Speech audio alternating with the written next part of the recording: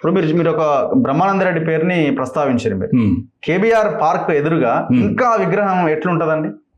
మరి చూడండి ఎంత భయంకరమైన విషయం. ఇప్పుడు 369 మంది చావు కారణం బ్రహ్మానంద రెడ్డి. అదే కేబీఆర్ పేరుతో పార్క్ ఉంటది, ఆయన దాని ముందు విగ్రహం ఉంటది.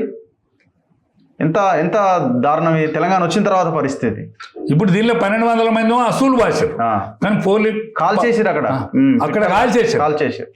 కాల్ చేశారు. వీళ్ళు ఎమోషనల్ ట్రెండ్ గా అసూలు భాషలు.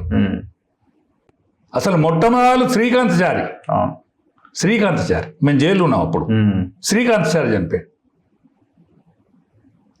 ఇప్పుడు నిజంగా ఆ 360 మందిని అసూలు భాషన పాపినటువంటి బ్రహ్మానంద రెడ్డి విగ్రహానికి ఈరోజు ఉరి పెడితే మంచిదని.